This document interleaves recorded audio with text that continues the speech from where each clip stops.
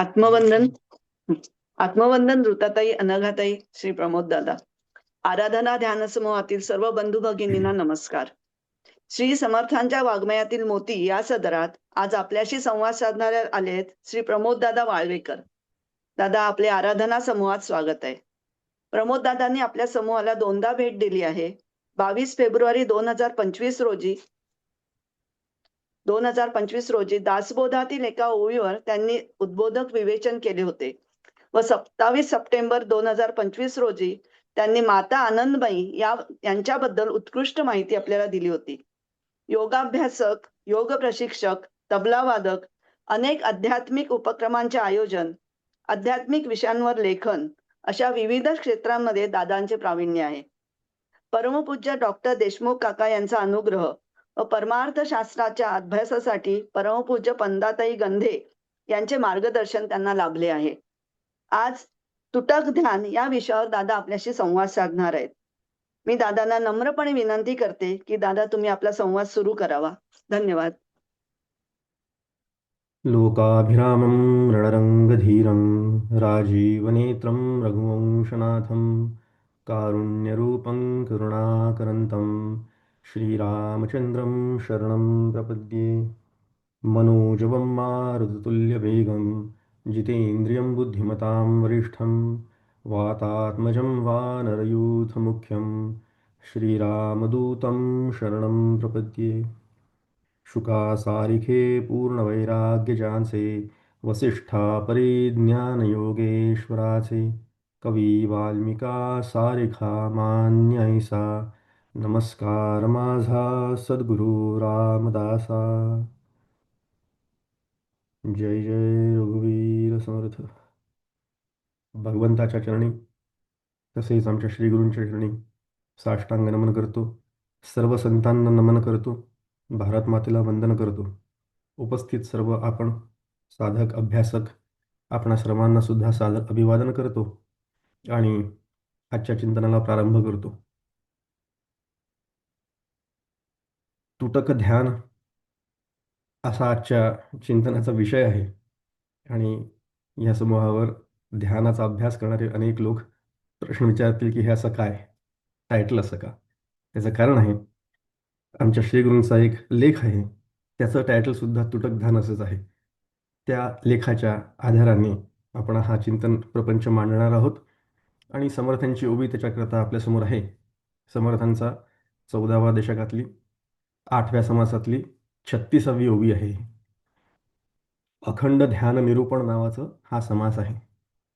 अखंड ध्यान निरूपण. ओवी अशी: फुटक मन एक वटले, तेने तुटक ध्यान केले, तेथे कोण सार्थक झाले पहा नाका. समर्थ विचारतायत, फुटक मन एक वटले, आपलं मन फुटक असतं म्हणजे फुटकं असतं, ते एक वेटले आणि त्याने तुटक ध्यान केले म्हणजे तुटक तुटक ब्रेक होत होत ध्यान केलं, तेने कोण सार्थक झाले पहा नाका. असा समर्थ आपल्यासमोर प्रश्न विचारतात. अंतःकरण वृत्ती एकाग्र करण्याच्या प्रयत्नामध्ये बरेचदा असं होतं की खूप प्रयास केल्यानंतर मग ती कुठेतरी क्षणभर एकाग्र होते आणि जरा क्षणभर एकाग्र होत नाही, ध्यानात जरा लागत नाही, शिरत नाही, तेवढ्यात काहीतरी वेगळे विचार मनामध्ये येतात आणि दुसरे विचार येऊन पुन्हा सगळं विस्कळून जातं. ती एकाग्रता आपली भंग पावते. आता या एकाग्रतेचे सगळे प्रयत्न आपले फुकट जातात, वाया जातात आणि त्याने अस्सल ध्यान जे म्हणतात ते सिद्ध होत नाही. आता ही सर्वसाधारण या ओवीचा अर्थ झाला. एकंदरीतच ध्यानासंबंधी फार सविस्तर आणि सुंदर उपदेश या समासामध्ये समर्थ रामदास स्वामींनी केलेला आहे. पूर्ण समासच खरं म्हणजे अभ्यासनीय आहे, चिंतनीय आहे. अखंड ध्यान निरूपण विचार करण्यासारखा आहे. शब्दच मुळात विचार करायला लावण्यासारखा आहे. अखंड ध्यान. अखंड ध्यान लागू शकतं का? पहिला प्रश्न आहे. अखंड ध्यानामध्ये कसं जायचं? आम्ही तर ध्यान करतो, ध्यानाभ्यास करतो, पण आमचा ध्यानाभ्यास 1 तासाचा असतो आणि त्या 1 तासामध्ये एखादा क्षण कुठेतरी आम्हाला ध्यान लागल्यासारखं वाटतं की नाही हेही माहीत नाही. तसं वाटतं, असं असं आपण गृहीत धरूया. समजा काही जण असतील ध्यानाभ्यास करणारे अतिशय छान साधक, त्यांचं ध्यान लागतही असेल, मी नाही म्हणत नाही, त्याच्याबद्दल मला काही म्हणायचं नाही. पण सर्वसामान्य असा अनुभव असतो की अखंड ध्यानामध्ये कसं राहायचं. आणि इथे समर्थ अखंड ध्यान निरूपण सांगतायत. तर काय, कसं काय? समर्थांची सुरुवातीलाच एक फार सुंदर ओवी आहे, आणि ती ओवी अशी आहे, या समासातली सुरुवातीची ओवी: आधी देवास ओळखावे, मग अनन्य भावे भजावे, अखंड ध्यानची धरावे सर्वोत्तमाचे. आता समर्थांनी काय सांगितलं आहे? अखंड ध्यानची धरावे सर्वोत्तमाचे. समर्थांनी स्वतः अखंड ध्यान धरायला लावलं आहे. ते म्हणतात अखंड ध्यान धरा. आता ज्या अर्थी समर्थ रामदास स्वामी असं सांगतायत, अखंड ध्यानाची धरावे सर्वोत्तमाचे, त्या अर्थी ते शक्य असलं पाहिजे. संतांचा तसा अनुभव असतो, आत्मज्ञानी व्यक्तींचा तसा अनुभव असतो. मग आपला तसा अनुभव व्हायला पाहिजे. त्याच्याकरता म्हणून आपण हा थोडासा चिंतनाचा प्रपंच आज मांडलेला आहे. आधी देवास ओळखावे, समर्थ म्हणतात, आधी देवास ओळखावे आणि मग अनन्य भावे भजावे. देवाला ओळखणं तसं काही खूप कठीण आहे असं नाही. सगळ्यांना वेदांतशास्त्राचा ज्यांनी अभ्यास केलेला आहे, देवाचं खरं स्वरूप काय आहे हे आपण सगळेजण जाणतो. देवघरात असलेले देव वेगळे, आणि स्वरूप साक्षात्कार ज्याच्यामुळे होतो असा परमात्मा तो वेगळा. आत्मस्वरूप, ज्याला आपण आत्मा म्हणतो, परमात्मा म्हणतो, द्रष्टा म्हणतो, साक्षी म्हणतो, चेतन म्हणतो, इंग्लिशमध्ये सांगायचं झालं तर प्युअर कॉन्शियसनेस म्हणतो, कॉन्स्टंट अवेअरनेस म्हणतो, इत्यादी प्रकारे अनेक जण अनेक पद्धतीने या आत्म्याचं वर्णन करतात किंवा केलेलं आहे. तर आधी देवास ओळखावे म्हणजे या देवाला ओळखायचं आहे, आणि ओळखायचं म्हणजे समजून घ्यायचं आहे हे तत्व काय आहे. आणि हे तत्व समजून घेतल्यानंतर, श्रवण केल्यानंतर, परिपूर्ण नीट समजून श्रवण केल्यानंतर मग आपल्याला थोडंफार कळतं की मग अनन्य भावे भजावे, त्याचं भजन करायला लागतो आपण. भजन तर आपण खूप म्हणतो, नामजप करतो, भजन करतो, सगळं करतो, पण सगुणाची पूजन केल्यानंतर सुद्धा अखंड ध्यानाची धरावे हे मात्र काही जमत नाही, असा सगळ्यांचा अनुभव असतो. मग तो जमण्याकरता काय? त्याच्याकरता आधी देवास ओळखावेमध्ये पुढे समर्थांनी याच समासामध्ये आणखी एक ओवी घातलेली आहे, आणि ती ओवी अशी आहे, त्याच्यामध्ये समर्थ खरा देव कोण आहे हे सांगतायत, स्पष्टपणे सांगतायत. अतिशय स्पष्टपणे त्यांनी निर्वाळा दिलेला आहे इथे. देह देऊळ, आत्मा देव. काय म्हणतात नीट बघावर: देह देऊळ, आत्मा देव, कोठे धरू पाहता भाव, देव ओळखोनी जीव तेथेची लावावा. देव ओळखोनी, देवाला ओळखायचं, आणि जीव तेथेची लावावा, समर्थ सांगतायत. तिथे भाव धरावा. भाव कुठे धरू पाहतायत? देवघरातल्या मूर्तींच्या प्रतिमेतल्या देवामध्ये भाव धरू नका, देवळातल्या देवामध्ये भाव धरू नका, तर कुठे धरा? खऱ्या देवापाशी धरा. आणि खरा देव, आधी देवाला ओळखा, मग खरा देव कोणता? तर आत्मस्वरूप जो आहे तो आत्मा देव. देह देऊळ, आत्मा देव, समर्थांनी स्पष्ट सांगितलेलं आहे. आणि अशा देवाला ओळखून त्या आत्मस्वरूपावर जीव तेथेची लावावा. आता आपल्याला विचार करायचा आहे, अखंड ध्यान जमतं का? नाही जमत. मग समर्थांनी सांगितलेलं आहे, फुटक मन एकवटले, तेणे तुटक ध्यान केले.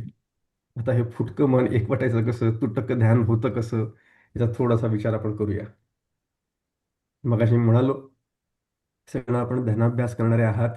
आराधना ध्यानाभ्यास समूह याच्यावर हे चिंतन सुरू आहे, मला कल्पना आहे.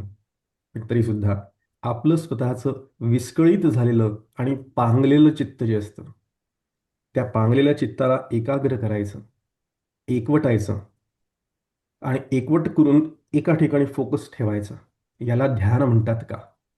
असा प्रश्न आहे. एकाग्र चित्त करणं म्हणजे ध्यान साधलं का, असं जर का कोणी विचारलं तर त्याचं उत्तर नाही असं येतं. चित्त एकाग्र करणं ही पहिली स्टेज झाली फक्त, म्हणजे जस्ट फर्स्ट स्टेप. योगश्चित्त निवृत्त, चित्तवृत्तीचा निरोध करणं. योग म्हणजे काय? चित्तवृत्तींचा निरोध करणं. मग तेवढंच फक्त साधलं म्हणजे योग साधला का? नाही, त्याच्यानंतर बऱ्याच गोष्टी असतात अजून. एका गोष्टीवर फोकस करणं, धारणा, मग ध्यान, मग समाधी. सगळी प्रक्रिया आपल्या सगळ्यांना परिचित आहे असेलच. मग ह्या सगळ्या प्रयत्नांमध्ये काय होतं? तुटक ध्यान होतं म्हणजे काय होतं? तुटक ध्यान म्हणजे तुटकं ध्यान म्हणजे ब्रेक होत होत भंगत भंगत ध्यान जर का केलं, कुठल्या मनाने केलं, ते मन कसं आहे? फुटकं मन आहे. फुटकं मन आहे. तर म्हणजे काय? मन सदैव परिच्छिन्न होत राहतं, तुटत राहतं, ब्रेक होत होतं. मनाचा कॉन्स्टंट फ्लो जो पाहिजे तो नसतो. ज्याप्रमाणे एखादी काच असते, ती भंग पावते, ती तुकडे तुकडे होतात त्या काचेचे. आता विचार करा, एखादा आरसा असेल, आपल्यासमोर एक आरसा आहे, काच आरसा सगळ्यांना माहिती आहे. तो तुटला आणि त्याचे 5-7 तुकडे झाले. अगदी आपण ते एकवटले, फुटकं मन एकवटले, ते गोळा केले सगळे 5-7 तुकडे आणि छान परत जसे होते तसेच त्या आकारामध्ये तसेच नीट लावून ठेवले पुन्हा. व्यवस्थित बसवले पुन्हा समजा. आपला चेहरा बघण्याचा प्रयत्न केला, तर आपल्याला तो चेहरा नीट दिसेल का? प्रश्न आहे. त्याचं उत्तर आहे नाही. नीट दिसत नाही. आपण काय करतो? आरसा तुटला, काच तुटली की बदलतो. पूर्णपणे ती बदलावी लागते. कारण कितीही गोळा केली आणि एकवटली आणि त्याला काही पण चिकटपट्टी वगैरे लावली, तरी सुद्धा जसं दिसायला पाहिजे तसं पूर्वीसारखं स्वच्छ दिसत नाही. मग तुटकं मन जेव्हा असतं, त्यावेळेला ते भंग पावलेलं मन असतं.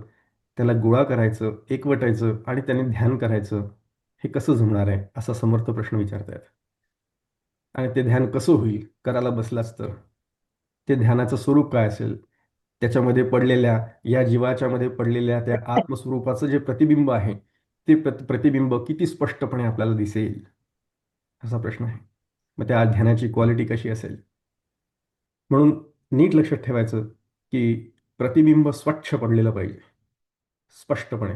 आणि त्याच्याकरता म्हणून आपलं जे अंतःकरण आहे, ते आपलं अंतःकरण शुद्ध आणि शांत असलेलं पाहिजे.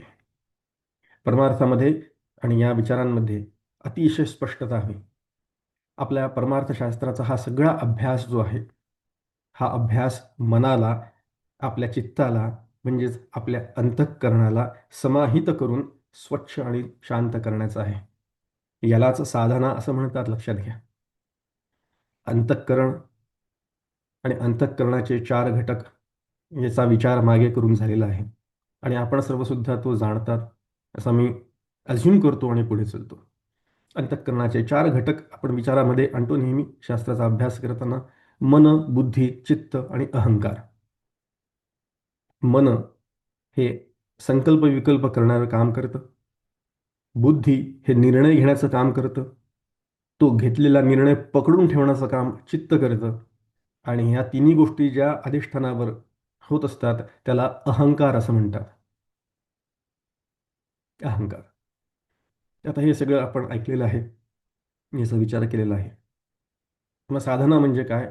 परमार्थशास्त्रामध्ये आपण जे काही साधनाच्या नावाखाली करतो, त्याचा एकमेव हेतू काय असला पाहिजे? तो म्हणजे आपलं अंतःकरण अतिशय स्वच्छ आणि शांत. दोनच आहेत फक्त, बस. बाकी काही करावं लागत नाही. हीच खरी साधना आहे. साधना म्हणून ज्यावेळेला आपण ध्यानाला बसतो, तासभर तासभर बसलो तर, पहिली गोष्ट म्हणजे तासभर तसा वेळ मिळाला तर, खरंच ध्यान करायला वेळ मिळाला तर, आणि खरंच बसलो तर, आणि बसल्यानंतर खरंच ध्यान केलं तर, बाकीचे सगळे विचार बाजूला ठेवून हे खूप सगळे क्रायटेरियाज सॅटिस्फाय करावे लागतात. मग त्याला साधना खरं म्हणतात. तसं जर का बसून व्यवस्थित केलं तर त्याला साधना म्हणतात. आपला विचार चालला आहे की अंतःकरण स्वच्छ आणि शांत हवं. आणि जर का आपलं अंतःकरण स्वच्छ आणि शांत असेल, तरच त्या शांत स्वरूपामध्ये त्या परमात्म्याचं प्रतिबिंब स्पष्टपणे प्रदर्शित होऊ शकतं. म्हणून आपली जी सगळी काही साधना असते, जी उपासना असते, त्या सगळ्यांचा हेतू, केवळ एकमेव हेतू हाच आहे की आपलं अंतःकरण स्वच्छ असावं, निर्मल असावं आणि शांत असावं, विक्षेपरहित असावं.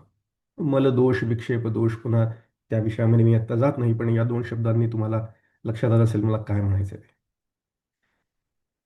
आणि असं स्वच्छ आणि शांत चित्त करण्याकरता म्हणून आपल्याला शास्त्राने सांगून दिलेली गाईडलाईन्स ते म्हणजे निष्काम कर्म आणि निष्काम उपासना असावी. निष्काम कर्म केल्याने आपलं चित्त अतिशय शुद्ध होतं. आपल्या चित्ताचे मलदोष जातात आणि निष्काम उपासना केल्याने जी काही आपली साधना आहे, उपासना पद्धती आहे, ती अतिशय निष्काम केल्याने आपलं मन शांत होतं. आणि मग अशा शांत आणि स्वच्छ मनामध्ये भगवंताचं प्रतिबिंब अवतरित होऊ शकतं. परमात्म्याचं प्रतिबिंब स्पष्टपणे आपल्याला समोर दिसायला लागतं. ज्याप्रमाणे गढूळ पाण्यामध्ये प्रतिबिंब स्पष्ट दिसत नाही, अस्थिर पाण्यामध्ये प्रतिबिंब स्पष्ट दिसत नाही. पण तेच जर का पाणी स्वच्छ असेल आणि पाणी स्थिर असेल, शांत असेल, तर त्या पाण्यामध्ये प्रतिबिंब अतिशय सुंदर दिसतं. इतकं सुंदर दिसतं की जणू काही त्या आकाशाचा, त्या चंद्राचा म्हणा, बाकीच्या गोष्टींचा सुंदर त्याच्यामध्ये प्रतिबिंब आपल्याला दिसून पडतं. आता स्वच्छ आणि सुंदर अंतःकरण स्वच्छ झालंय की नाही ओळखण्याचे बरेच क्रायटेरिया आहे. पुन्हा आता तो विषय आपला नाही, आपला मुख्य मुद्द्याकडे आपल्याला यायचं आहे लगेचच. पण जोपर्यंत आपली घरातली आपण पूर्णपणे नीट पार पाडली नाहीत, तोपर्यंत आपलं अंतःकरण शुद्ध होत नाही. आपली सर्व कर्तव्य कर्मे जोपर्यंत आपण नीट पार पाडत नाही, तोपर्यंत आपल्या मनाला बोचणी लागते. अरे, मी हे करायला पाहिजे होतं, हे असं का नाही केलं? मी तसं करायला पाहिजे होतं, मी तसं का नाही केलं? इत्यादी प्रकारे. मग तसं व्हायचं नसेल, तर मग शांतपणे आपली सगळी कर्म निष्काम भावनेने करावीत आणि मग त्याच्यानंतर मग ध्यानाला बसावं. फुटकं मन घेऊन तुटकच ध्यान होणार आहे, हे लक्षात ठेवावं. म्हणून सगळा विषय आहे, सगळा परमार्थ आहे, हा पदोपदी मनाला उपदेश केलेला आहे. समर्थांनी मनाला उपदेश केलेला आहे. भगवद्गीतेमध्ये सुद्धा ध्यानयोगामध्ये मनालाच उपदेश केलेला आहे, लक्षात घ्या. अर्जुनाचा प्रश्न आहे, माझा मन काही ऐकत नाही, मोठं विलक्षण आहे, त्याला शांत कसं करायचं? भगवंतांनी त्याला केलेला आहे उपदेश, असंशयम महाबाहो मनो दुर्निग्रह चलम अभ्यासेन तु कौंतेय वैराग्येण च गृह्यते. अभ्यास आणि वैराग याने तू तुझ्या त्या अतिशय दुर्निग्रह असलेलं, म्हणजे अतिशय दुष्ट आणि निग्रहाला कठीण असलेलं असं जे मन आहे, त्याला तू आटोक्यात आणू शकतो. मग हेच नीट समजून घ्यायचं आहे. आणि असं जर का नीट मन स्वच्छ केलं, तर आपलं जे तुटकं मन असतं, फुटकं मन असतं, ते फुटकं मन फुटकं न राहता स्वच्छ होईल, नीट होईल, एकत्र होईल. आणि मन असं काचेचं तसं नाही आहे, लक्षात घ्या. काच एकदा फुटली की फुटली, पण मनाचं तसं नाही. मन पुन्हा एकत्र आणता येतं. उदाहरण द्यायचं झालं तर पारा असतो. पारा सगळ्यांना माहिती आहे. तो पडतो, घरंगळतो, इकडे तिकडे असं पसरून जातो. पण त्याला एकत्र केलं तर ते पाऱ्या एकमेकांमध्ये मिळून पुन्हा तो सगळा पारा एकत्र करता येतो. अगदी त्याप्रमाणे आपल्याला आपलं मन सुद्धा आवरता येतं. आता अंतःकरण कशामुळे मलिन होतं? काय कारण आहे की ज्याच्यामुळे आपलं ध्यान तुटक ध्यान होतं? हे कारण जर का आपल्याला समजून घेता आली, तर आपल्याला पुढे जाण्यात सोपं पडेल. आणि त्याच्याकरता एक पंचदशी नावाचा ग्रंथ येतो. त्या पंचदशी ग्रंथामध्ये फार सुंदर वर्णन केलेलं आहे, माहिती दिली आहे. आपल्या अंतःकरणांच्या 3 वृत्तींची अवस्था आणि त्या अवस्थेबद्दलची माहिती, त्याच्या अनुषंगाने आपण थोडासा विचार करूयात. पंचदशीमध्ये 2 श्लोक आहेत. अतिशय शेवटच्या चॅप्टरमध्ये 15व्या जो प्रकरण आहे, त्याच्यामध्ये 2 श्लोक येतात. शांता घोरास्तथा मूढा मनसो वृत्तयस्त्रिधा वैराग्यम शांती औदार्यम इत्याद्या शांत वृत्तया. पहिले 3 गोष्टी सांगितल्या. एक आहे शांत, घोर आणि मूढ, अशा 3 अंतःकरणाच्या वृत्ती सांगितलेल्या आहेत. आणि त्याच्यानंतर मग शांत वृत्ती म्हणजे काय, त्याची लक्षणं काय, तर ती लक्षणं सुद्धा सांगितली आहे. वैराग्य, शांती, शांती म्हणजे क्षमा, आणि औदार्य अशी त्याची लक्षणं सांगितलेली आहेत. आणि पुढे मूढ आणि घोर यांची सुद्धा लक्षणं सांगितलेली आहेत. आता या 3 वृत्ती आहेत. कुठल्या कुठल्या वृत्ती? पुन्हा शांत, घोर आणि मूढ. शांत वृत्तीचे जी लक्षणं आहेत, ती लक्षणं सत्वगुण प्रधान आहेत, लक्षात घ्या. त्याच्यावर सत्वगुणाचं प्राधान्य आहे, म्हणून वृत्ती शांत होते. आपल्याला 3 गुण सगळ्यांना परिचित आहेत, सत्व, रज आणि तम. त्यातली जी घोर वृत्ती आहे, ही रजोगुणात्मक आहे, रजोगुण प्रधान आहे, असं आपण म्हणू. आणि त्याची लक्षणं सांगितलेली आहेत. तृष्णा, स्नेह, राग आणि लोभ ही त्या घोर वृत्तीची लक्षणं सांगितली आहे. तृष्णा, स्नेह, राग आणि लोभ आणि त्यांचे मग परिणाम सुद्धा सांगितलेले आहेत.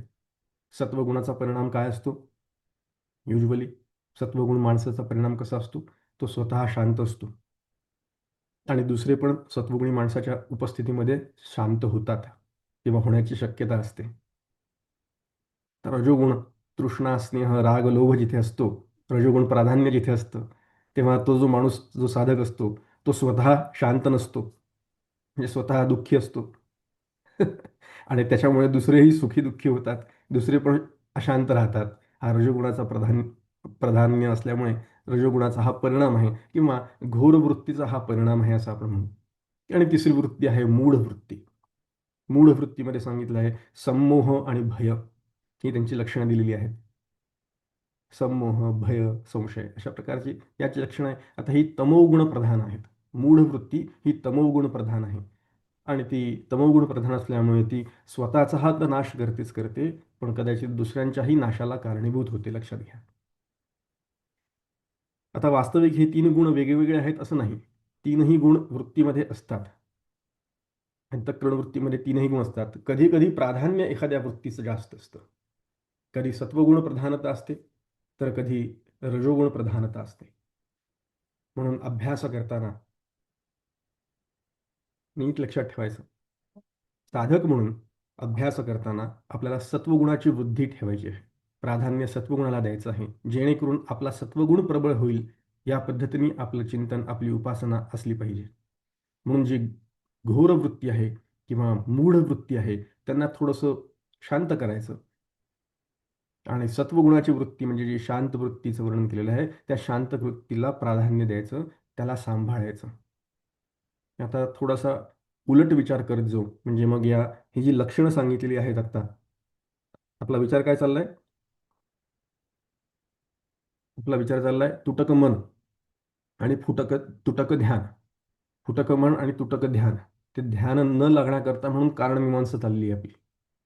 त्या कारणमीमांसेमध्ये अंतःकरण अंतःकरण एकाग्र का होत नाही, ते स्वच्छ आणि शांत का होत नाही, याची कारणमीमांसा करताना आपण अंतःकरण वृत्तीच्या तीन, मोह, भ्रम हे सगळे समानार्थी शब्द आहेत. अज्ञान, जिथे संभ्रम असतो, जिथे संमोह असतो, तिथे अज्ञान असतं. काही स्पष्टता नसते, भ्रम असतं. भ्रम मन भ्राम भ्रमिष्ट मन जो असतं, ते ध्यान कसं करेल सांगा बरं? किंवा त्याचं ध्यान कसं होईल? समर्थांनी प्रश्न विचारला आहे, त्याचं ध्यान कसं होईल? ते काय क्वालिटीचं ध्यान असेल? मनोवृत्तीला भ्रम आहेत आणि मग असं भ्रम घेऊन मी ध्यानाला बसलो आहे, तर माझं ध्यान काय क्वालिटीचं, काय दर्जाचं होईल आहे? असा प्रश्न आहे. भ्रमिष्ठ माणूस हा मूढासारखा वागत असतो, म्हणून या अंतःकरण वृत्तीला मूढ वृत्ती असं म्हटलेलं आहे. मूढ वृत्ती. त्याच्या मनामध्ये नेहमी संशय येत असतो, नेहमी संभ्रम येत असतो त्याच्या मनात. हा संशय कशाचा असतो? ध्यान या संकल्पनेविषयीच संशय असतो. पहिली गोष्ट म्हणजे नक्की काय करायचं हेच कळत नसतं. ध्यान कशाकरता करतोय? ध्यान करणारा कोण आहे? कोणाचं ध्यान चालू आहे? ते नीट जमतंय की नाही जमतंय? ते ध्यान लागलं आहे की नाही? जे करतोय ते बरोबर ट्रॅकवर सुरू आहे की नाही? इतक्या सगळ्या प्रश्नांचा काहूर मनामध्ये माजला असतो आणि हा म्हणतो की मी ध्यान करतो आहे. आपल्याच मनामध्ये तो संभ्रम दृढ राहतो की करतोय की नाही, जमतंय की नाही, होतंय की नाही, जमेल की नाही. आता हा जो संशय घेऊन आपण करतो, आमच्या श्रीगुरूंनी सांगितलेलं तर आहे बरोबर, पण मला ते जमतंय की नाही माहीत नाही. आमच्या श्रीगुरूंनी सांगितलेलं तर आहे, पण त्यांना तरी ते नीट कळलंय की नाही माहीत नाही. अशा प्रकारचे अनेक संशय घेऊन आपण ज्यावेळेला ध्यानाला बसतो, त्यावेळेला मग आपलं ध्यान व्यवस्थित लागत नाही. समर्थांची ओवी आहे, संशयाचे ज्ञान खोटे, संशयाचे वैराग्य पोरटे, संशयाचे भजन वोखटे निर्फळ होय. म्हणून संशय नको. अतिशय श्रद्धापूर्वक, आदरपूर्वक जी उपासना पद्धती जी आपण स्वीकारलेली आहे, ती शांतपणे आणि व्यवस्थितपणे आपण करणं हे आपलं कर्तव्य आहे. काही जण ध्यानाला बसतात आणि पाठ असलेले सगळ्या ओव्या म्हणायत. पाठ असलेले सगळे श्लोक म्हणायचे. भगवद्गीतेचे सगळे अध्याय म्हणून काढायचे, जेवढे काही पाठ केले तेवढे. आणि किंवा मग ध्यानाला बसायचं म्हणजे नुसतंच बसून राहायचं शांतपणे एका ठिकाणी. शरीराला सवय लागण्याकरता म्हणून 15 मिनिटं, 20 मिनिटं, अर्धा तास, 40 मिनिटं काय जे असतील ते एका ठिकाणी शांतपणे बसायचं म्हणजे ध्यान. आता अशा प्रकारे ऐकलेलं, वेगळं वेगळं समजलेलं, पाठ केलेलं असं म्हणणं याला ध्यान म्हणत नाही. आणि अशा चुकीच्या ध्यानाच्या पद्धतींमुळे बरेचदा असं होतं की एक तर ध्यान धड होत नाही, मनामध्ये जी शांतीची अपेक्षा असते ती शांती कधी प्रगट होत नाही. आणि झालंच तर काय होतं, उलट वेगवेगळ्या विचारांचा काहूर डोक्यात माजल्यामुळे डोकं जड व्हायला लागतं. शरीर जडच आहे ते आधीच, ते अजून जड व्हायला लागतं, पायाला मुंगायला लागतात किंवा बसल्या बसल्या छानपैकी आपल्याला डुलक्या यायला लागतात. आणि आता अशा या डुलक्या यायला लागल्या म्हणजे मग काय ध्यान करणार. म्हणून पहिलं मूढ लक्षण चाललंय आपलं, संमोह. तसंच आळसाचं पण तसंच आहे. पहिले तर ध्यानाला बसायचा बद्दलच आळस असतो आपल्या मनामध्ये. उपासनेला बसण्याकरताच आधी आळस असतो. तो आळस झटकून बसावं लागतं. भ्रम होतात. वेगवेगळ्या प्रकारचे ध्यानाच्या पद्धतीमध्ये अनेक जे साधक काही प्रगती करू शकतात किंवा करतात, त्यांना वेगवेगळे रंग दिसतात. डोळ्यासमोर वेगवेगळ्या रंगाचे अनुभूती त्यांना येते. काही काही जणांना ध्वनी, नाद ऐकू येतात. अशा प्रकारचं वर्णन आहे. योगशास्त्रामध्ये असं सांगतात. काही जणांना नाद ऐकू येतात, काही जणांना रंग दिसतात. आता होतं काय, की जे ध्यानाला बसले असतात, त्यांना तो अनुभव आला, त्यांना वाटतं काहीतरी वेगळं झालं. मग आता हे बरोबर आहे की नाही असा प्रश्न पडतो. आणि तो जो अनुभव आलेला असतो, तो खरंच काहीतरी विलक्षण असतो, असं वाटून पुन्हा पुन्हा तो अनुभव घेण्याच्याकरता म्हणून ते धावतात. त्यांच्या मनामध्ये ती तळमळ निर्माण होते, की "अरे, मला त्या दिवशी किती सुंदर तो निळा रंग दिसला होता, तसा रंग मला आता दिसत नाहीये पुन्हा." अशा प्रकारे काहीतरी गैरसमज होऊन जातात. एक लक्षात ठेवायचं, की ज्या अर्थी काहीतरी दिसलं, रंग म्हणा, रूप म्हणा, काहीतरी. ज्या अर्थी काहीतरी दिसलं, त्या अर्थी ते दिसलेलं नाही. ते म्हणजे काय? ब्रह्मतत्व, परमात्मा. ज्या अर्थी काहीतरी दिसतंय, त्या अर्थी जे पाहिजे ते झालेलं नाहीये. का बरं तसं म्हणायचं? कारण ज्या अर्थी दिसतंय, त्या अर्थी ते त्याला रंग असला पाहिजे, त्याला काहीतरी रूप असलं पाहिजे. पण ब्रह्मतत्व कसं आहे? ब्रह्मतत्व निर्गुण, निराकार आहे. म्हणजे निराकार आहे, ज्याला आकार नाही. जे अरूप आहे, ज्याला रूप नाही. त्याचा रंग तरी कसा दिसणार आणि त्याचा आकार तरी कसा दिसणार?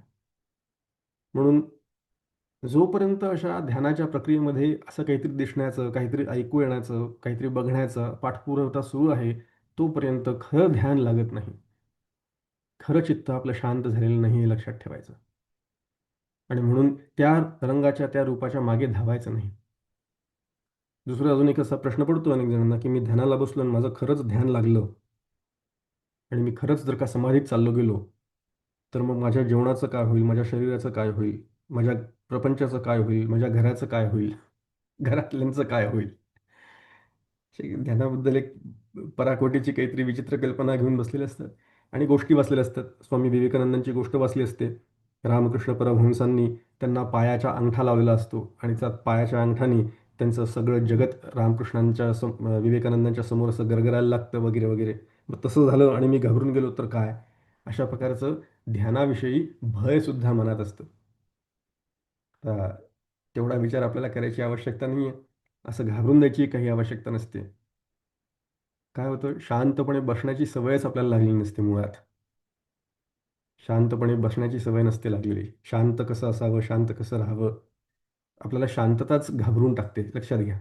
अनेक जणांचा असा अनुभव असतो, शांतता असेल तर घाबरायला होतो. भयाण शांतता हा शब्दप्रयोग सगळ्यांनी ऐकला असेल.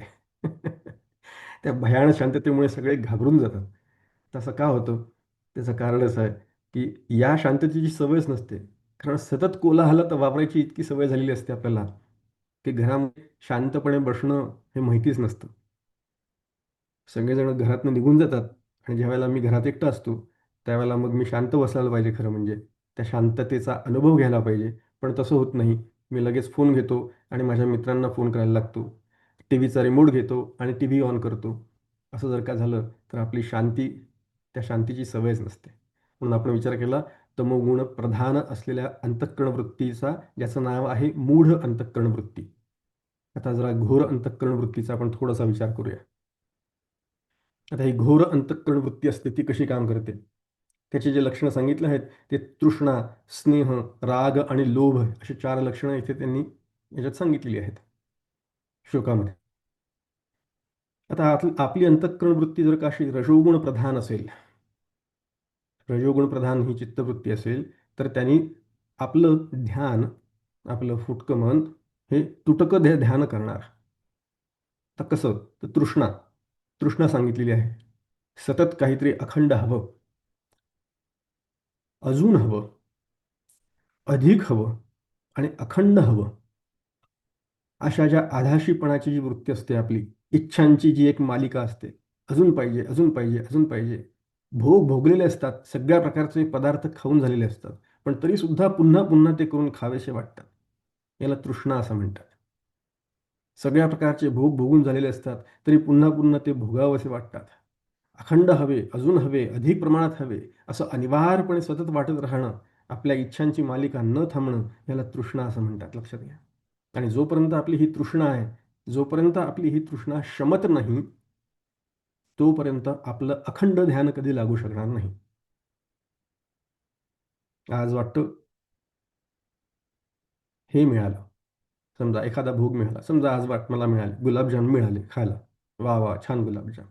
आता पुन्हा कधी मिळतील असा प्रश्न मनामध्ये निर्माण होतो. बरेच जण असतात बरेच जण असतात जे त्याला म्हणतात विंडो शॉपिंग. त्यांना घ्यायचं काही नसतं, पण उगाच आपलं सध्या सेल लागला आहे असं ऐकलंय म्हणून मग जरा एक मॉलमध्ये चक्कर मारून येऊ म्हणून चक्कर मारायला जातात. घ्यायचं काही नसतं खरं म्हणजे, पण बघायचं म्हणून. डोळ्यांची हौस फिरण्याकरता. मार्केटमध्ये काय नवनवीन प्रॉडक्ट आले आहेत हे बघण्याकरता. आणि मग आपण असे सगळे वेगवेगळे पदार्थ घरामध्ये गोळा करतो, आणतो, ठेवतो, साठा करतो आणि परिग्रह करतो. अनेक भोग वस्तूंचा परिग्रह करतो. ज्या माणसाकडे खूप जास्त वस्तू, तो माणूस अत्यंत सुखी अशी आपली समजूत झालेली असते. आणि ज्याच्याकडे खूप आहे, अनेक आहे, भरपूर आहे, त्याला लोकमान्यता सुद्धा मिळालेली असते. कारण तो कसा असतो? श्रीमंत असतो. त्याचं घर कसं? भरलेलं असतं. कशा-कशाने भरलेलं असतं? अनेक ठिकाणी जगभरातून गोळा केलेले अनेक आर्टिफॅक्ट्स, आर्टवर्क ज्याला म्हणतो तो, चित्र, अजून काय-काय स्कल्पचर्स इत्यादी. स्टिकर्स असतात, शो पीसेस असतात. ते आणायचे आणि आपल्या घरामध्ये ठेवायचे आणून. असं जगभरातनं काय-काय केलेलं असतं. घरातला कोपरा न कोपरासुद्धा कशा ना कशातरी आर्टिफॅक्टनी, चांगल्या सुशोभित वस्तूंनी आपलं घर सुशोभित करण्याचा प्रयत्न चाललेला असतो त्यांचा. आणि मग असा जेव्हा घरात सगळं आणून ठेवल्यानंतर मग त्याचा काय होतं? सांभाळ करावा लागतो. मग एखादी त्यातली वस्तू कधीतरी कुठेतरी तुटते आणि फुटते. आता ती जेव्हा वस्तू तुटते आणि फुटते आणि हा माणूस जेव्हा ध्यानाला बसतो, त्यावेळेला याचं ध्यान कसं होणार आहे? तुटकं ध्यान. फुटक्या मनाने केलेलं तुटकं ध्यान. कारण लक्ष कशात असतं? त्याच्यामध्ये असतं. गोळा करून आणलेलं असतं. अरे, मी तिकडे चायनाला गेलो होतो तेव्हा आणलं होतं. अरे, मी तिकडे जपानला गेलो होतो तेव्हा आणलं होतं. अरे, मी तिकडे युरोपमध्ये फिरायला गेलो होतो तेव्हा आणलं होतं. अशा वेगवेगळ्या ठिकाणच्या वेगवेगळ्या गोष्टी गोळा करून त्याच्यामध्ये आपलं चित्त गुंतलेलं असतं. मग त्यातनं ते आपण बाहेर कसं काढणार? ते होतच नाही आणि म्हणून मग आपलं ध्यान कधी अखंड ध्यान होत नाही. ते नेहमी तुटकं ध्यान होतं. असं व्हायला नको. समर्थांनी सांगून ठेवलेलं आहे, आधी प्रपंच करावा नेटका, मग घ्यावे परमार्थ विवेका. मग नेटका या शब्दाचा अर्थ व्यवस्थित, पण आवरता, आटोपशीर असा नेटका शब्दाचा अर्थ आहे. मोजकाच प्रपंच करावा, आटोपशीर प्रपंच करावा. उगाच भरभर वाढवत नाही ठेवावा आपला असा. असं असेल, तसं जर का करता आलं, तर काहीतरी प्रगती होते बरं, नाहीतर प्रगती होत नाही. म्हणून अपरिग्रह सांगितलेला आहे आपल्याला. अपरिग्रह वस्तूंच्या मधनं. आणि आपली तृष्णा जी आहे ती हळूहळू आटवत आणायची. आठवत आणण्याचा प्रयत्न करण्याचं काम आपलं आहे. दुसरं आहे स्नेह. स्नेह म्हणजे आसक्ती. आसक्तीयुक्त असलेलं प्रेम. कशाबद्दल? अनेक लोकांबद्दल, अनेक व्यक्तींबद्दल, अनेक वस्तूंबद्दल स्नेह असतो. आमचे स्नेही आहेत, फार स्नेही आहेत, फार चांगला माणूस आहे, फार ओळखीचा माणूस आहे. मित्र असतात, परिवार असतात, शेजार असतो, ऑफिसमधले मित्र असतात, ऑफिसमधले व्यवसायातले काही ओळखीचे असतात. खूप मित्र, कुटुंब, मोठ्ठच्या मोठं नातलग, सगळे नातलग, असा मोठा पसारा. त्या सगळ्यांमध्ये आसक्ती असते, सगळ्यांमध्ये ममत्व असतं. याला स्नेह असं म्हणतात आणि हा स्नेहच बंधनाचं कारण ठरतो. जरा आपण विचार करावा, आपण कुठे कुठे अडकलो आहोत, किती लोकांच्या गरक्यामध्ये आपण अडकलो आहोत याचा विचार करावा. किती मित्र, किती स्नेही, किती किती गोष्टी. मग काय कशात माणसं आजकाल अडकतात ना. आजच 2 दिवसापूर्वीच कधीतरी बातमी आली होती. त्या बातमीत लिहिलेलं त्यांनी की काही तरुण मुली, 3 बहिणी, एकाच घरातल्या 3 बहिणी, त्या तिघी बहिणींनी घरामध्ये आत्महत्या केली. कारण का? कारण का? त्यांना अतिशय ॲडिक्ट झाल्या होत्या त्या कुठल्या तरी कोरियन पॉप गाण्याला किंवा कोरियन शोजला. ते वेब सीरीज असते काहीतरी, कोरियन वेब सीरीज. मी बघितली नाही, मला माहिती नाही. पण त्यांच्या त्या कोरियन इंडस्ट्रीमध्ये आजकाल खूप त्याचं के पॉप म्हणून म्हणतात त्याला.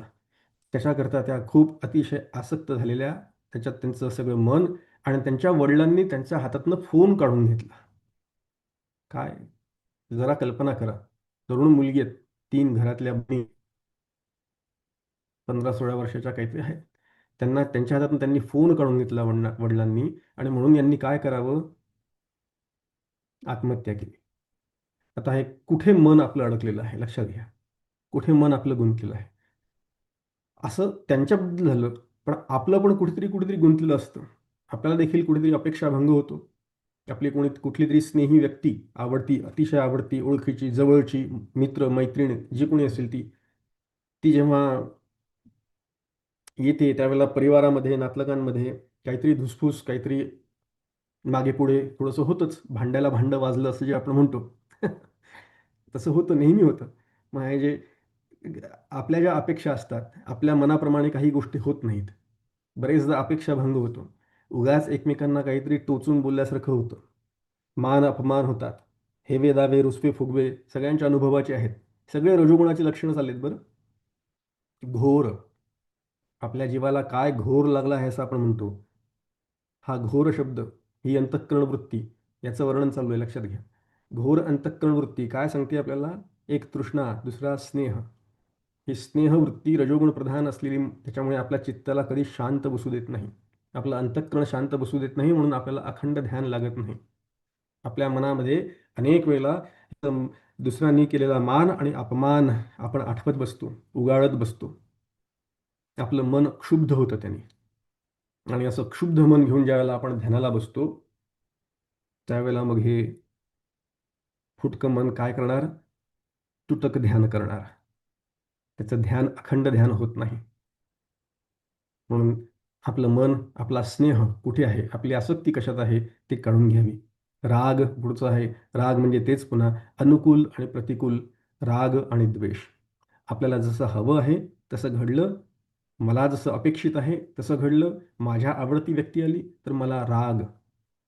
राग हा शब्द अनुराग या शब्दाच्या अर्थाने आहे बरं. संस्कृतमध्ये अनुराग, संस्कृतमध्ये राग शब्दाचा अर्थ प्रेम असा होतो, लक्षात घ्या. मराठीमधला राग शब्द वेगळा आहे. म्हणून राग आणि द्वेष अशी जोडी आहे ती, विरुद्धार्थी जोडी. राग द्वेष, मान अपमान इत्यादी. तसं राग द्वेष म्हणजे अनुकूल संवेदना जिथे असते, अनुकूल परिस्थिती जिथे असते, तिथे राग असतो. आणि प्रतिकूल संवेदना असते, प्रतिकूल परिस्थिती असते, तिथे द्वेष असतो. मग अनुकूल आणि प्रतिकूल ही परिस्थिती, ही ही माझ्या प्रारब्धाने मला मिळालेली आहे, हे जोपर्यंत लक्षात येत नाही, तोपर्यंत आपली चिडचिड थांबत नाही, त्रागा थांबत नाही, रडणं थांबत नाही, तक्रार थांबत नाही. लक्षात घ्या, किती प्रकारे आपण रिस्पॉन्ड करतो बघा. काही जण तक्रार करतात, काही जण त्रागा करतात, काही जण निव्वळ रडतात परिस्थितीबद्दल. पण हे न स्वीकारल्यामुळे, हे प्रारब्धाने माझ्याच पूर्वकर्मांनी हे मला दिलेलं आहे, हे याचा स्वीकार न केल्यामुळे आपण शांत होत नाही. आणि मग असं अशांततेमध्ये, रागद्वेषामध्ये, अशा द्वंद्वामध्ये जेव्हा आपण अडकतो आणि असं अडकून जेव्हा आपण ध्यानाला बसतो, त्यावेळेला मग हे तुटक मन कुठलं ध्यान करणार? तुटक ध्यान करणार, लक्षात घ्या. आणि शेवटचं आहे लोभ. आता तृष्णा एकीकडे बघितली, एकीकडे लोभ बघायचा आहे. स्नेह आणि राग अर्थाने एका अर्थाने सारखेच आहे. तसं तृष्णा आणि लोभ 2 शब्द आहेत, पण तरी अर्थाने तसे सारखेच आहेत. लोभ म्हणजे काय? अजून हवं, हव्यास. अजून हवं, अजून हवं. माझ्याकडे एक आहे, पण एकाने माझं समाधान नाही, मला 2 हवे. याला लोभ असं म्हणतात. एक असून सुद्धा ज्यावेळेला दुसऱ्याची आवश्यकता वाटते. एक गाडी आहे, पण अजून मोठी एखादी दुसरी अजून गाडी असावी. एक घर आहे, पण माझं अजून एक दुसरं घर असावं. Vacation home. एका शहरात घर आहे, पण त्या शहरात सुद्धा माझं एक घर असावं.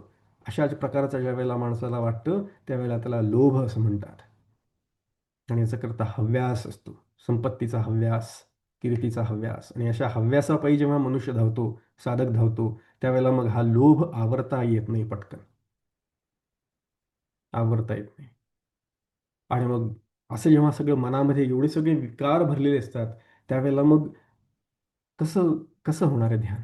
शक्य होत नाही. या सगळ्यांचं तृष्णा काय, लोभ काय, किंवा अनेक प्रकारचे विकार आपल्या मनामध्ये असतात. काम, क्रोध, मद, लोभ, मोह, मत्सर इत्यादी षड्विकार सगळ्यांना परिचयाचे आहेत. हे विकार जेव्हा आपल्या मनामध्ये बसलेले असतात, त्यावेळेला या विकारांना घेऊन जेव्हा आपण काम करतो किंवा या विकारांच्या पाठोपाठ ज्यावेळेला आपण जातो, त्यावेळेला मग आपलं मन कधी शुद्ध किंवा शांत असू शकत नाही. आपलं अंतःकरण वृत्ती कधी शांत राहणार नाही. या सगळ्यांचा जो म्होरक्या आहे ना, या सगळ्या विकारांचा, दादा म्हणू, नेता म्हणू. दादा याच्याकरता म्हटलं, कारण हे सगळे गुंड आहेत. कोण कोण आहेत गुंड? क्रोध, लोभ, तृष्णा, मद, मोह, मत्सर, हे सगळे कोण आहेत? हे गुंड आहेत. आणि यांचा जो दादा आहे, तो आहे काम. काम म्हणजे इच्छा. इच्छा हा त्यांचा दादा आहे. त्या एका कामाला आवरलं तर मग बाकीचे सगळे आवरता येतात, लक्षात घ्या. आणि त्याला सगळ्यांना आवरून धरणं, ह्या षड्विकारांना आवरून धरणं, ही जबाबदारी माझी आहे. स्वामी स्वरूपानंदांचा फार सुंदर एक ओवी आहे, अभंग आहे. त्याच्यामध्ये ते म्हणतात, काम, क्रोध, लोभ ठेवोनी अंतरी, पाहो जाता हरी कैसा दिसे. हे सगळं चित्तात भरून ठेवलेलं आहे. काम, क्रोध, लोभ ठेवोनी अंतरी, पाहो जाता हरी कैसा दिसे. काम तेथे पुष्टी, क्रोध तेथे शांती, लोभ तिथे तृप्ती कैची राहे. ते म्हणतात पुढे, काम, क्रोध, खळ, पापी अमंगळ. कसे आहे ते? काम, क्रोध, खळ. खळ म्हणजे दुष्ट आहेत. पापी अमंगळ आहेत. समूळ चांडाळ त्यजावे ते, यांचा ताबडतोब त्याग करून द्यावा. याचा त्याग कराव्या. त्यजावे ते म्हणजे त्याचा सोडून द्यावं. हे सोडण्याचं काम माझं आहे, लक्षात घ्या. हे मला जमलं तर हे जमू शकतं, आणि ती जबाबदारी माझी आहे. आणि असा विचार केला तर ते पुढे जाऊन म्हणतात की असं खरंच जर का करू शकलात, जर का ते सोडू शकलात साधनेने, उपासनेने, सद्विचाराने, शुभकार्याने, सत्कर्माने, सदाचाराने, गुरुकृपेने, हे जर का सगळं जमलं तर ते म्हणतात, मग स्वामी म्हणे चित्त करावे निर्मळ, तरीच गोपाळ राहे तिथे. गोपाळ म्हणजे प्रत्यक्ष भगवंत माझ्या अंतःकरणामध्ये वास करायला उतरेल, जर का माझं अंतःकरण स्वच्छ आणि शांत असेल तर. सगळ्या संतांनी हे सांगून ठेवलेलं आहे. सगळ्या संतांनी असं सांगून ठेवलेलं आहे. भगवद्गीतेमध्ये सुद्धा हाच विचार आलेला आहे. दुसऱ्या अध्यायाच्या शेवटी भगवान म्हणतात, विहाय कामान्य सर्वान पुमांश्चरति निस्पृह, निर्ममो निरहंकारो स शांतीमध्ये गच्छती. निस्पृह, निर्मम, निरहंकार हे असणं आवश्यक आहे. आपण विचार केला, मूढ या तमोगुण प्रधान अंतःकरण वृत्तीचा, घोर या रजोगुण प्रधान अंतःकरण वृत्तीचा, आणि उरलेल्या थोड्या वेळामध्ये आपण आता शांत या सत्वगुण प्रधान अंतःकरण वृत्तीचा विचार थोडासा करू. सत्वगुण प्रधान अंतःकरण वृत्ती. वैराग्य, क्षमा आणि औदार्य अशी 3 लक्षणं या श्लोकामध्ये सांगितली होते पंचदशीकारांनी. वैराग्य, सगळे संत म्हणतात वैराग्य हे अतिशय आवश्यक आहे. विवेक, वैराग्य, क्षमादी षटक संपत्ती आणि मुमुक्षुत्व, या 4 गोष्टी अत्यंत आवश्यक आहे. त्याला अधिकार म्हणतात. आणि असा अधिकार संपन्न जो साधक आहे, त्याला या परमार्थ मार्गामध्ये गती मिळते. साधन चतुष्टय संपन्न व्यक्ती असला पाहिजे. मग त्याच्यामध्ये वैराग्य फार महत्त्वाचं आहे. आपण किती विरक्त आहो हा ज्याचा त्याचा प्रश्न आहे, ज्याने त्यांनी ठरवावा. आपण खरंच विरक्त आहो का? वैराग्य म्हणजे काय मला नक्की कळलं आहे का? ते माहिती आहे का? मनाने मी खरंच विरक्त आहे की नाही, हे समजून घेण्याचं काम आपलं आहे. आपल्याला उगाच असं वाटतं की मी विरक्त आहे.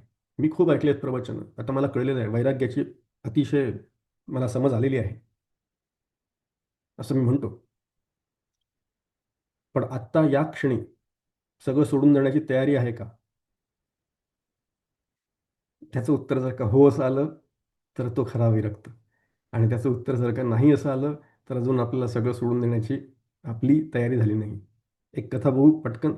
एक अत्यंत थोर, महान साधू, विरक्त पुरुष, अत्यंत ज्ञानी, प्रखर वैराग्य, थोर ज्ञानी माणूस, साधू बाबा एका राज्यामध्ये आले. तिथे ते फिरत फिरत आले असताना तिथे थांबले. काही दिवस वास त्यांचा तिकडे. अनेक लोक त्यांना भेटायला आले. राजापर्यंत कीर्ती गेली. राजापर्यंत कीर्ती गेली. राजालाही त्यांच्याबद्दलची सगळी कीर्ती ऐकून भेट घ्यायची इच्छा झाली. भेट घेतली. त्यांच्या प्रेमात पडला राजा. तो म्हणाला, तुम्ही इथे का थांबतायत? महाराज, तुम्ही माझ्या राजवाड्यात चला. साधू बाबा त्यांच्याबरोबर राजवाड्यात आले. आता राजवाड्यामध्ये त्यांचा राजवाड्यामध्ये त्यांची खाण्याची सगळी सोय, जेवण, दास दासी, राजवाड्यातले सगळे पक्वान्न आणि त्यांचा मुक्काम राजवाड्यामध्ये. असं एक दिवस, 2 दिवस, एक आठवडा झाला. लोकांमध्ये कुरबुर सुरू झाली. कसं आहे, जेव्हा एखाद्याला काहीतरी असं मिळतं, त्यावेळेला बाकीचे लोक मत्सर सुरू होऊन जातो तिथे. त्यांच्यात कुरबुर सुरू झाली. ही कुरबुर राजापर्यंत गेली, राजाच्या कानावर गेली. साधूबाबांना पण सुद्धा याची भनक लागली की असं काहीतरी सुरू आहे. राजाला पण पटेना की हे विरक्त म्हणतात, एवढे ज्ञानी म्हणतात, आणि इथे चांगले 2 आठवडे झालेत बसलेत माझ्याच राजवाड्यामध्ये, सगळं उपभोग भोगतायत सगळ्या प्रकारचा, सगळ्या सुविधांचा. कसं काय आता यांना काय? त्याच्या मनामध्ये संशय निर्माण झाला. एक दिवस साधू महाराज म्हणाले, चल माझ्याबरोबर राजा, आपण पाय मोकळे करून येऊ. साधू बाबा राजाला घेऊन पाय मोकळे करायला म्हणून, फिरायला म्हणून निघाले. लक्षात घ्या. आणि निघाले त्याच्याबरोबर पाय मोकळे करायचे. तर राजा पण निघाला बरोबर. चालत चालत जात आहेत. समोर एक नदी लागली. त्या नदीच्या किनाऱ्याने चालले. जातातच आहेत, जातातच आहेत. बराच वेळ झाला चालणं. खूप वेळ झाला चालायला, चालून चालून. राजा आता म्हणतोय की महाराज परत फिरायचं ना? महाराज म्हणतात की चल ना अजून थोडंसं पुढे, काय हरकत आहे, आपलंच राज्य आहे, चल. असं करत करत आपलं राज्य, शेवटी राज्याची वेस आली, सीमा आली. राज्य तिथे संपायला लागलं. तिथे जेव्हा राज्य संपायला लागलं त्यावेळेला तो राजा म्हणतो, महाराज आता याच्या पुढे गेलो तर आपलं राज्य नाही, हे ते पण संपून जाईल. ते साधू बाबा म्हणाले, विरक्त आहेत अत्यंत, चल माझ्याबरोबर, काय हरकत आहे तुला, मी तर चाललोय. महाराज पण असं सगळं, माझं राज्य, माझा राजवाडा, माझं राज्य, हे सगळं सोडून मी असं कसं दुसऱ्या परक्या राज्यात जाणार? साधूबाबा म्हणाले, हाच फरक आहे तुझ्या आणि माझ्यात. तू कशात अडकलाय ते तू ठरव. मी मुक्त आहे, मी मोकळा आहे, मी निघालोय, मी सगळं सोडलेलं आहे. एका क्षणात सोडून देण्याची तयारी जर का आपली असेल, त्या राजासारखी, माफ करा, त्या साधूबाबांसारखी, तर आपण काहीतरी मिळवलेलं आहे. वैराग्याचं फार महत्त्व सर्व संतांनी गायलेलं आहे, सर्व शास्त्रांनी गायलेलं आहे. समर्थ रामदास स्वामी म्हणतात, वैराग्यापरते नाही भाग्य, वैराग्य नाही ते अभाग्य, वैराग्य नसता योग्य परमार्थ नव्हे. वैराग्य नसेल तर परमार्थच करू शकणार नाहीत तुम्ही. कशा कशापासून वैराग्य पाहिजे? गाडी, दागिने, बंगले, साड्या, गाड्या, हे सगळं तर सुटलं. आयफोन, नाना प्रकारचे विविध यंत्र, या देहाच्या आसक्तीपासून वैराग्य. आपला कशात वेळ जातो, कशा कशाच्या चिंतनामध्ये वेळ जातो, याचा आपण थोडासा नीट विचार केला तर आपण कुठे कुठे अडकलो आहोत हे आपल्याला कळतं. आणि अनावश्यक गोष्टींचा विचार त्यागून द्यावा.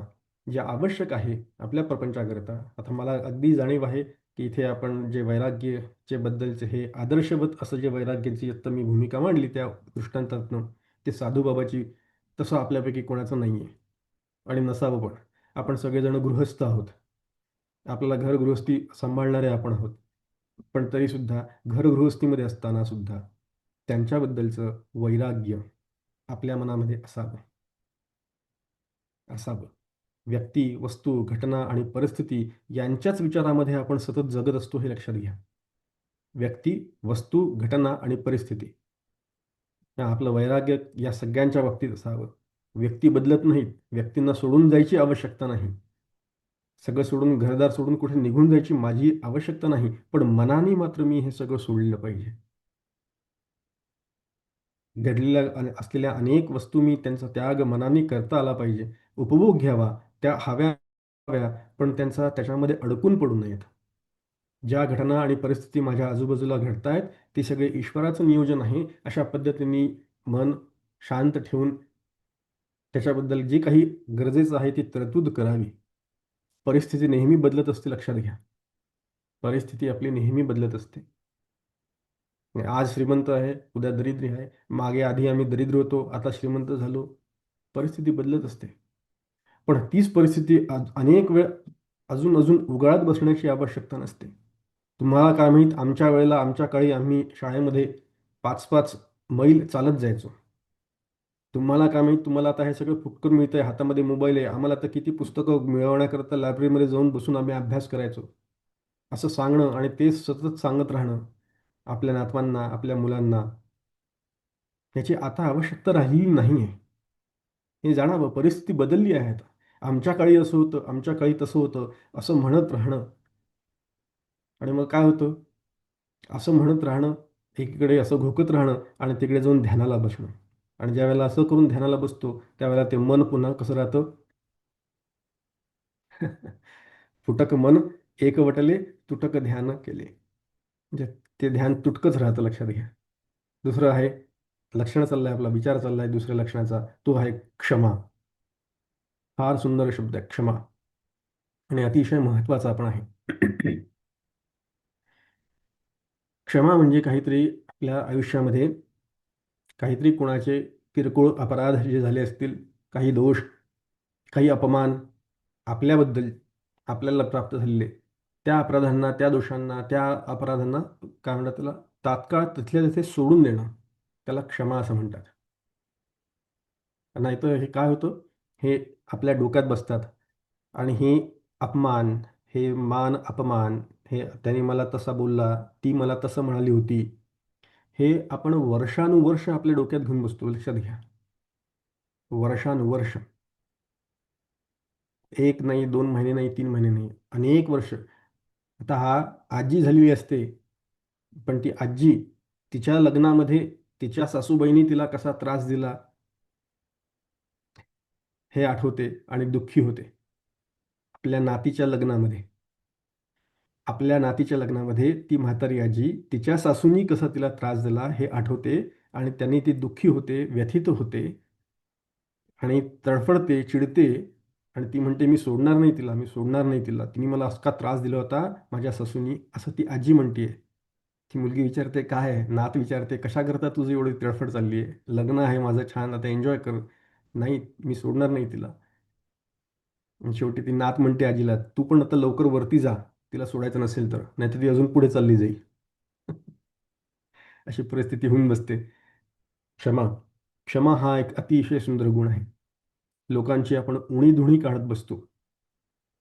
उणीधुणी काढणं, वाईटावर असणं, नुकसान करण्याचा प्रयत्न करणं, कुचकट बोलणं, मान अपमान करणं, छळणं, हा बहुतेकांचा असा स्वभाव असतो, लक्षात घ्या.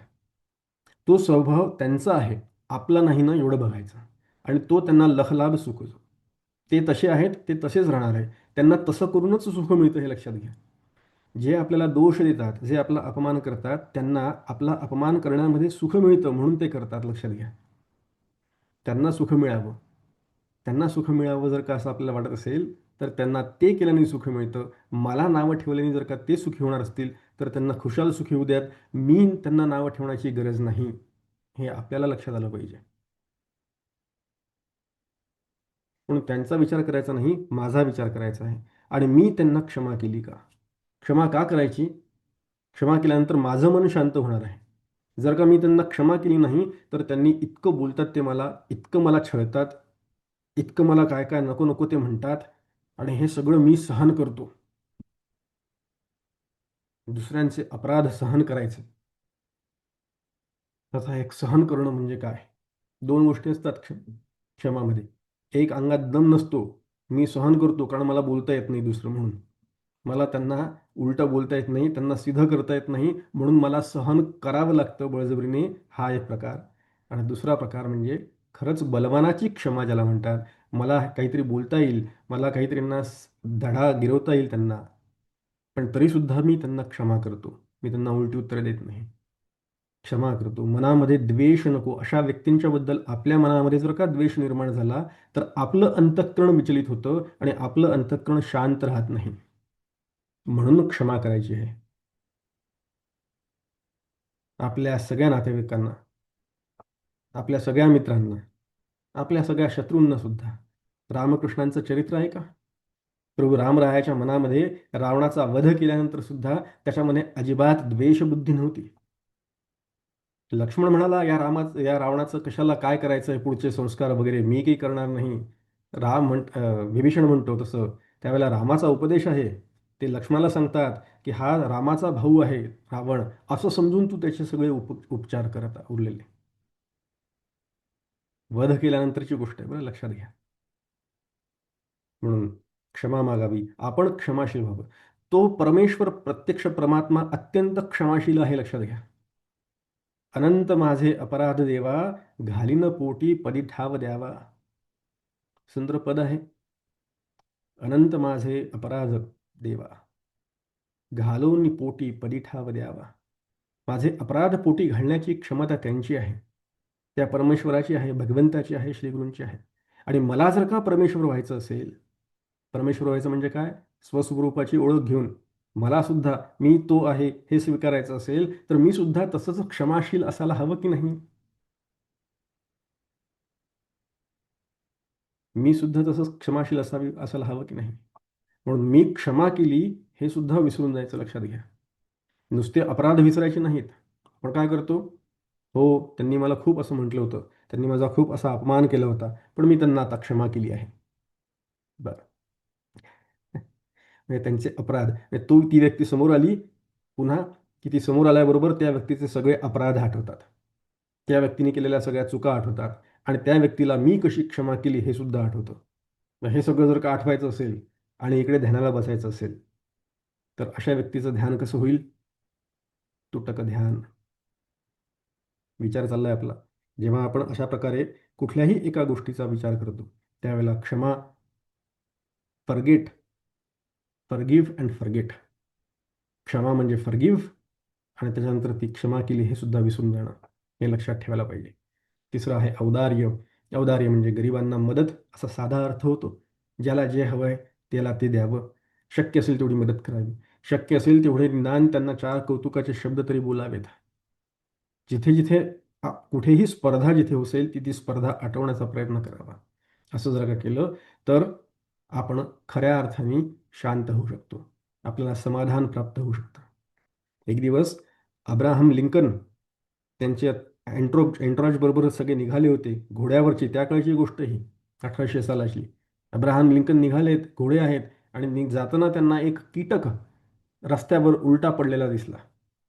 पायावरती आहेत त्याचे कीटकाचे, तो त्याच्या पाठीवर पडलेला आहे, त्याला सरळ होता येत नाहीये आणि तडफडतोय. आणि घोड्यांचा टापांचा आवाज ऐकल्यानंतर त्या कीटकाची तडफड त्यांनी बघितली. ते थांबले, घोड्यावरून खाली उतरले, त्यांनी त्या कीटकाला उचलून बाहेर सोडलं, रस्त्याच्या बाहेर काढून ठेवून दिलं आणि परत घोड्यावरून बसले आणि पुढे जायला लागले. सोबत असलेल्या व्यक्तींनी त्यांना विचारलं, हे तुम्ही सगळं कशाकरता केलं, कशासाठी केलं? त्याचं उत्तर अब्राहम लिंकनांनी दिलं, हे मी माझ्या समाधानासाठी केलं, हे मला बरं वाटावं म्हणून मी केलं. असं औदार्य. आणि एक आता जाता जाता थोडासा सूक्ष्म विचार करू आणि थांबून जाऊ. सूक्ष्म विचार असा आहे की आपण अंतःकरणाच्या 3 वृत्ती बघितल्या. पहिली मूढ, दुसरी घोर आणि तिसरी शांत. आता सत्वगुण प्रधान ही शांत वृत्ती आहे. विरक्त, वैराग्य हवं, क्षमा हवी आणि औदार्य हवं. पण हे देखील पुढे सोडून देता आलं पाहिजे, लक्षात घ्या. आता म्हणजे काय? याचं सुद्धा बंधन आपल्यावर नको. सत्वगुणाच्या वृत्तीला सुद्धा सत्वगुणाच्याही पलीकडे जायचं आहे. रजोगुण तमोगुण तर सोडून द्यायचंच आहे, पण त्याच्यानंतर सत्वगुणाचं पण बंधन आपल्यावर नको. तो सुटला पाहिजे आणि आपण गुणत्रयातीत व्हायचं आहे. त्वम गुणत्रयातीतः. गुणत्रयातीत व्हायचं असेल तर आपल्याला त्या सत्वगुणाचं बंधन नको. आपल्याला ह्या अंतःकरण वृत्तीमध्ये सुद्धा अडकून पडायचं नाही. म्हणून वैराग्याचंही वैराग्य आपल्याला असलं पाहिजे. क्षमा केली मी एखाद्याला, ते क्षमा सुद्धा मी विसरून जायला पाहिजे. औदार्य कोणाला तरी देण्याकरता म्हणून दिलं, अशा पद्धतीने ती भूमिका मी दिलं ह्या भूमिकेत सुद्धा आपण अडकून पडता कामा नये. नाही तर कुठेतरी काय अडकतो कसंच कळत नाही. मग खरं ध्यान लागलं की नाही ओळखायचं कसं? हे सगळं अंतःकरण वृत्ती समजून घेतल्यानंतर तुटक ध्यान होतं हे कळलं. पण मग खरं ध्यान लागलं की नाही कसं ओळखायचं? त्याचं उत्तर अतिशय सोपं आहे, लक्षात घ्या. काही जास्त कष्ट करायची आवश्यकता नाही बरं. आपल्याला गाढ झोप लागली की नाही आहे असं आपण कसं ओळखतो? आपल्याला गाढ झोप लागली की नाही आहे, आज छान मस्त झोप लागली की नाही हे आपण कसं ओळखतो? हे ज्याचं त्यालाच कळतं, लक्षात घ्या. दुसऱ्या कोणालाही कळत नाही. दुसरा कोणी हे सांगू शकत नाही. म्हणून समर्थ रामदास स्वामी म्हणतात, सांगोपांग घडे ध्यान, त्यास साक्ष आपुलेचे मन, मनामध्ये विकल्प दर्शन होऊची नये. आपलीच आपल्याला साक्ष असते. आपलं बाकीचे हे जे प्रकार आहेत जे आपण आता बघितले अंतःकरण वृत्तीचे, हे जेव्हा आटोक्यात येतील, आपलं अंतःकरण जेव्हा स्वच्छ आणि शांत होईल, त्यावेळेला आपोआप आपल्या मनामध्ये आपलंच मन आपल्याला साक्ष देईल की माझं ध्यान आता घडत आहे. सांगोपांग घडे ध्यान, त्यास साक्ष आपुलेची मन. मग हे साधकालाच कळतं, साधकालाच ते कळावं. ध्यानातही दुसरा कुठलाही विचार तरंग न येता, संकल्प विकल्प न उठू देता आपण जेव्हा बसू त्यावेळेला आपल्याला ध्यान कळेल. अंतःकरण वृत्तीच्या नीट निग्रहाने आपलं ध्यान सिद्ध होईल. आपण कुठे कुठे अडकतो हे आपण शोधावं आणि त्याप्रमाणे आपण त्या सगळ्या गोष्टींपासून बाहेर निघण्याचा प्रयत्न करावा आणि आपलं चित्त नामामध्ये एकाकार करावं, भक्तीमध्ये रंगवावं आणि परमेश्वराला प्रार्थना करावी. विचार केला आपण, फुटक मन एकवटले तेणे तुटक ध्यान केले, तेथे कोण सार्थक झाले पहा नाका. आपला वेळ संपेल आहे, आपण इथेच विश्राम करूयात. जय जय रघुवीर समर्थ. श्री सद्गुरुनाथ महाराज की जय. हरिओम तत्सत. झालेली सेवा सद्गुरूंच्या चरणी समर्पित करतो आणि थांबतो. रामकृष्ण हरी. नमस्कार. अभ्यासपूर्ण विवेचन हे दादांच्या संवादाचे खरं वैशिष्ट्य आहे. तुटक ध्यानासंबंधी खूप छान माहिती दादा तुम्ही दिली. थंड ध्यानासाठी काय करावं हे पण तुम्ही सांगितलं.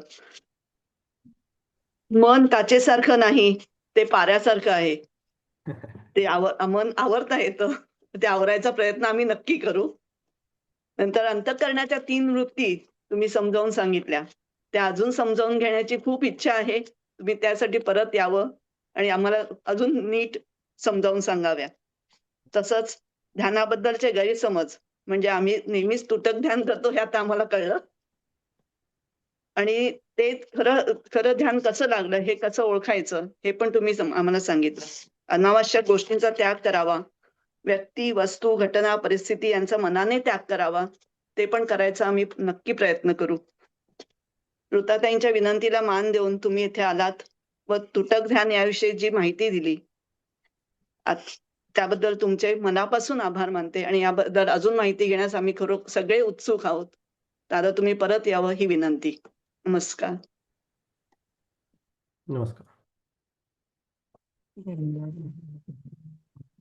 दादा एक विनंती करते की आपण जर आम्हाला शनिवार रविवार दिला आणि समजावून सांगितलं अनेक विषयांवर, तर आम्हाला त्याचा खूप उपयोग होईल. आमच्या भगिनींच्या सगळ्या प्रश्नांची उत्तरं आपण आपल्या एका प्रवचनातून दिली. खूप ओघवती भाषा, रसाळ वाणी आणि इतकं सुंदर विवेचन होतं की असं मला वाटतं सगळ्या जणी इतक्या गुंतल्या होत्या की कुणालाच आता प्रश्न कुणाच्याही मनात राहिले नसतील. मी आपल्याला मागे विनंती केली होती की परमपूज्य मंदाताईंवर आपण जरूर संवाद साधावा.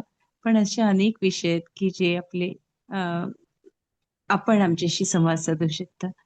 तर कुणाला काही बोलायचं असेल दादाशी तरी आपण खिडकी उघडा आणि आपण बोलू शकता. दादा आपल्याला वेळ आहे का? पण हो, 5 मिनिटं बोलू शकतो. 5-10 5 मिनिटं घेऊ शकतो. हो. तर ही चालेल. आमची विनंती पण आपण मान्य प्रश्न असतील करावी. काही, आजचा जो विषय झाला त्या संबंधाचे काही प्रश्न असतील तर मग आपण हा ते घेऊया. आजच्या संबंधी काही प्रश्न आहेत का आपले कुणाचे? प्रश्न नाही, पण नुकताच एक घडलेला प्रसंग आणि त्यांनी त्याच्यात दिलेलं उत्तर मी योग्य केलं हे मला अनुभव आला नुकताच, म्हणून मी सांगू का? सांगा. अमेरिकेत राहणाऱ्या एक गुप्ते म्हणून आजी आहेत, म्हणजे 80च्या पुढं वय आहे, आणि माणूस अडकतो कशात ते यांनी छान सांगितलं. तसं त्या बाईंचा जीव त्या घरातल्या कुत्र्यात अडकला, कारण त्या कुत्र्याला कॅन्सर झाला आणि तो कुत्रा गेला. तर त्या फोनवरून माझ्याशी जवळजवळ अर्धा पाऊण तास रडत होत्या. त्यांची समजूत घातली, त्यांना समजावून सांगितलं की अहो त्याचं आयुष्य तेवढं होतं, आपण त्याच्या पुढे काही करू शकत नाही, मृत्यू अटळ आहे, तुम्ही काय करणार त्याला. म्हणलं मी आता काय करू. म्हणलं आता तुम्ही फक्त एकच करा, तुम्ही नामस्मरण करा. तुमच्या नामस्मरणाने त्याचा आत्मा जिथं असेल तिथं त्याला शांती मिळेल, आणि आपलं आयुष्य पुढं कसं घालवायचंय त्यासाठी आपल्याला पण नामस्मरणाची आवश्यकता आहे, तेवढं साधा म्हणे. आणि आता कशातही असा जीव अडकवू नका. तुम्ही मुलांना सोडून इथनं अमेरिकेला गेलात की नाही, मग मुलांमध्ये तुम्ही जीव अडकवला नाही तर त्या एका साध्या प्राण्यामध्ये का अडकवताय, असं अडकवू नका, असं माझ्या बुद्धीने मी त्यांना समजावून. दादा मी बोलते धारण कर. माझ्या खूप शंका होत्या की आमचं ध्यान का लागत नाही, तर त्यांचं निरसन तुम्ही एकदम खूप चांगलं केलं की का ध्यान लागत नाही.